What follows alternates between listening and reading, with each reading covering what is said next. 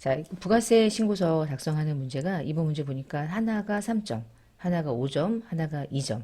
마지막 문제는 전자신고니까 전자신고만 그냥 수월하게 하실 수 있고, 두 번째 문제는 신고서를 작성하는 거고, 첫 번째 문제는 수출 명세서고 그렇습니다. 자, 첫 번째 문제, 수출 실적 명세서를 작성하세요. 바로 작성하고, 그리고 등록할 게 많지가 않아요. 해봤자 뭐 한 두 개 정도? 자, 1기 확정이면 4월, 6월이죠. 자, 먼저 수출 신고 번호가 주어졌을 때 입력을 하면 되겠다. 그치? 아주 쉽게. 선적 일자는 항상 선적 일자를 넣고 US 달러 넣고 이제 환율인데 선적은 4월 15일, 환가는 4월 10일.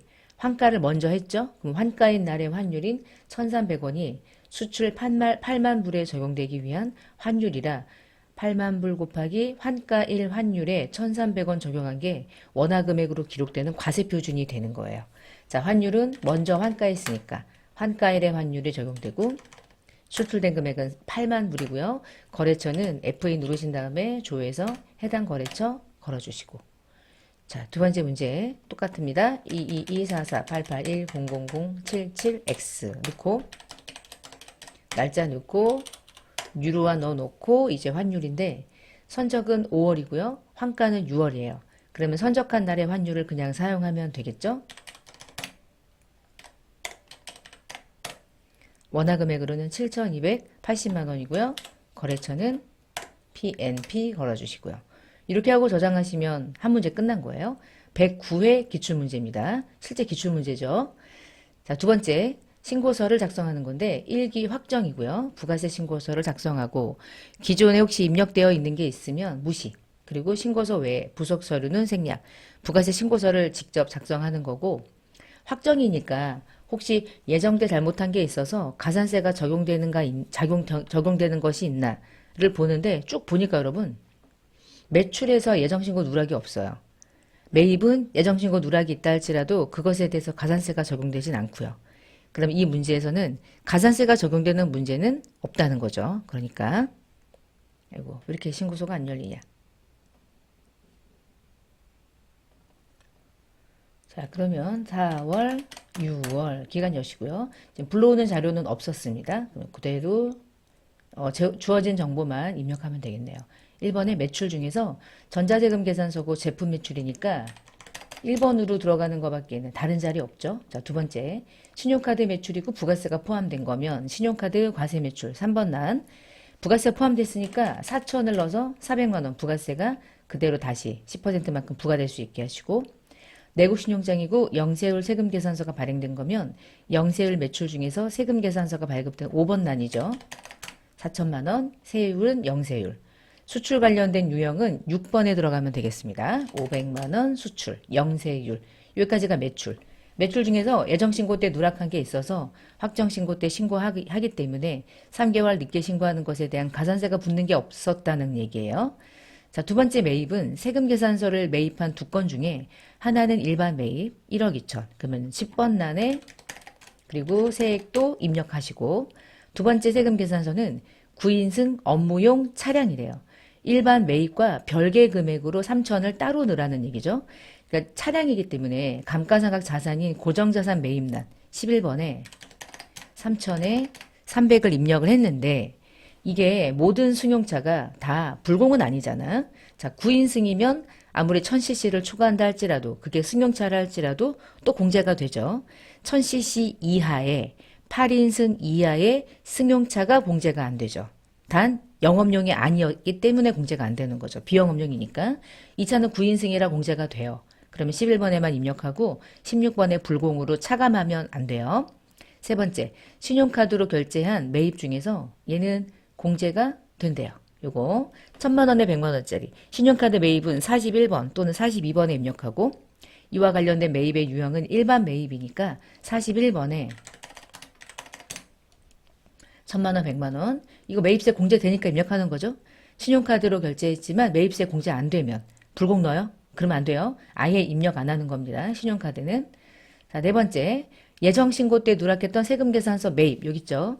예정신고분, 누락분, 세금계산서 누락분은 38번 난에 2000 넣고 200 넣어서 왼쪽에 12번에 반영되는지 확인만 하면 되죠. 자, 1기 예정신고 때 미환급 받은 세액 100만원 있었대요. 21번이죠. 예정신고 때 이미 신고했지만 환급받지 못한 미환급세액 100만원. 마지막 전자신고세액공제는 직접 만원 반영하래요. 전자신고세액공제 오른쪽 54번 난이죠. 만원 공제 해서 토탈 차가감 납부세액은 27번 난에 499만원 나오면 되겠습니다. 이 문제에서 뭐 과세표준 명세를 만든다거나 또는 특별하게 다른 부속서를 만드는 건 없었고요. 자, 그 마무리하시면 저장하고 빠져나오시면 정답. 자, 세 번째. 1기 예정 전자신고 하래요. 자, 부가세 신고서는 이미 마감이 되어 있는데 1기 예정 부가세 신고서를 저는 그냥 열어보는 거예요. 마감이 되어 있으면 이게 빨간색으로 마감이라고 메시지가 뜨거든요. 마감된 거 그냥 확인만 하고 바로 전자신고 메뉴를 열어보겠습니다.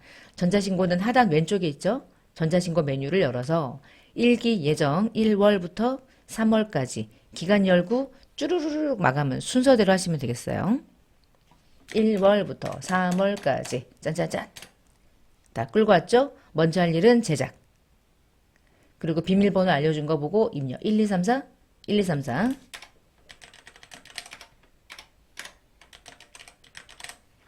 입력한 다음 파일 아이고 잘못 넣었구나. 다시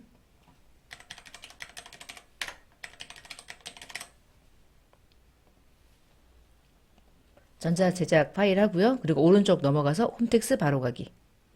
처음에 열리는 메뉴는 닫으시고 요거 X 닫으시고요.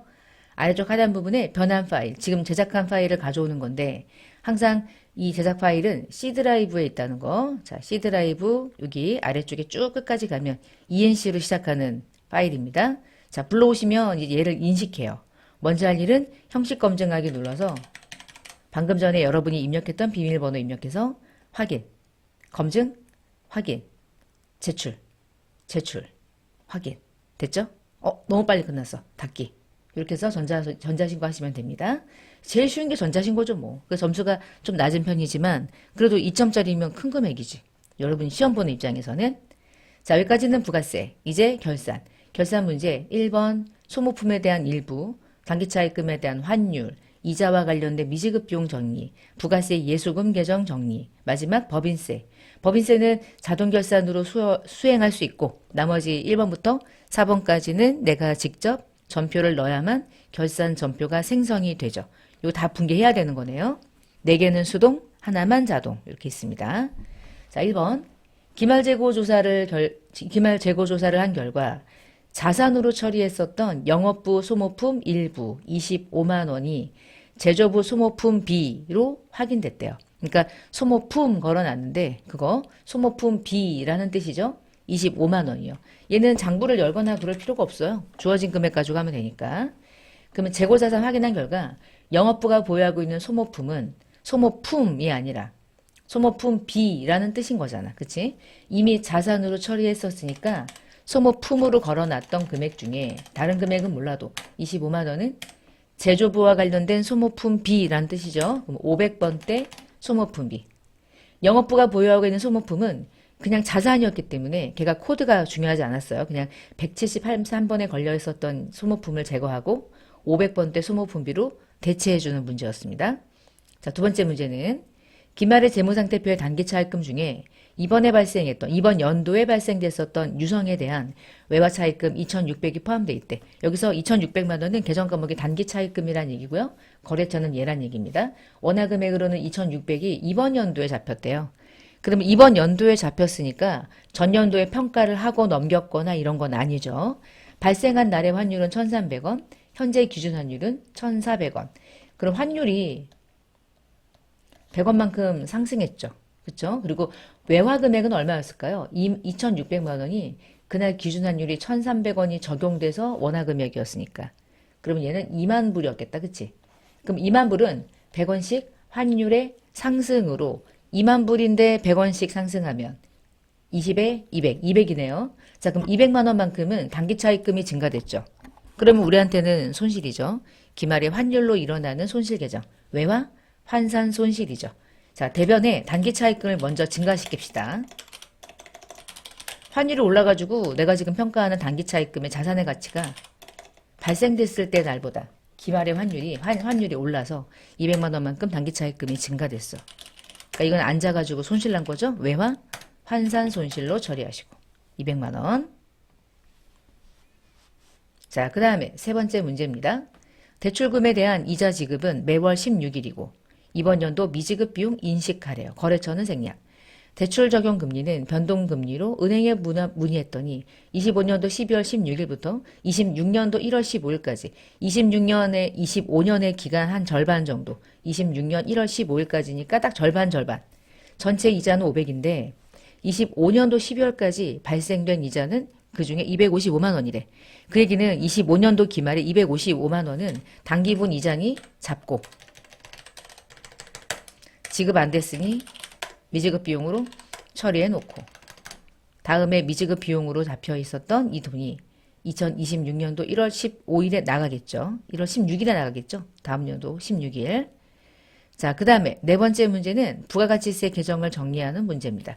기존에 입력된 데이터는 무시하고 이 말은 부가세 예수금과 대급금 개정의 잔액은 내가 주어진 정보만 가지고 분개하고 뭐 이런 뜻이죠. 다음과 같이 정리하시오. 납부할 세액이 있으면 미지급세금, 환급세액이 나오면 미수금, 경감세액은 자비이익, 전자신고세액공제 말하는 거고요. 가산세는 세금과 공가로 처리하고. 자, 이 문제를 풀 때 항상 하는 일은 예수금은 대변에 있었으니까 사변으로 반제하자. 근데 예수금이 너무 작네요. 대급금도 대변으로 반제한다. 금액이 1240이에요. 그럼 이거 다 미수금인데요. 돌려받을 돈이 생긴 거죠. 근데 그 중에 내가 세금을 잘못 신고해서 가산세가 붙은 게 하나 있어. 가산세 붙은 금액이 24,000원이고 자비익으로 납부하지 않는 세액이 전자신고 세액공제가 10,000원이 있었습니다. 그럼 결국은 내가 돌려받아야 되는 세액은 빨간색 금액이죠. 1214만 6,000원을 돌려받으면 되겠죠. 미수금. 여기다가 미수금에다가 관할 세무서를 걸기도 하거든요. 근데 지금까지는 세무서까지 걸으라고 하는 거래처 등록 여부까지는 문제 안 나왔는데 이제 25년도 뭐 26년도 계속 시험을 준비할 때 미수금에 또 거래처를 건다면 아마도 관할 세무서겠지 정도는 늘 생각하시고 유념하셔야 될 것 같아요. 어떻게 문제가 나올지 모르니까. 그리고 거래처 때문에 또 점수가 큰 영향을 받으니까. 자, 이제 5번입니다. 법인세 결산은 자동결산을 돌려서 수행하는 게 조금 더 수월하죠. 한번 가볼게요. 결산자료 입력 메뉴를 열어서 법인세는 항상 맨 마지막에 걸려있어. 쭉 끝까지 가요. 자, 법인세 1,100만 원은 이미 선납세금으로 걸려있죠. 자, 보니까 중간연합세액, 이자 원천세액 합계가 1,100 선납세금으로 잡혀있대. 그럼 선납세금으로 걸려있는 건 무조건 그 오른쪽에 다시 한번 반지해서 1,100만 원은 바로 법인세 비용으로 대체가 될 수 있게 해주고 2,780만 원은 지방소득세까지 포함한 토탈 법인세인데 그중에 1,100 차감한 나머지 금액을 추가적으로 계상해야 될 금액에 반영하면 되겠죠? 1,680 넣으면 되겠네요. 그러면 얘는 선납세금으로 반제되면서 법인세가 잡히고 얘는 미지급세금이 걸리면서 선납세금 잡히겠죠. 1,680만 원까지 포함하면 법인세 토탈 금액은 2,780만 원 맞는지도 확인하고.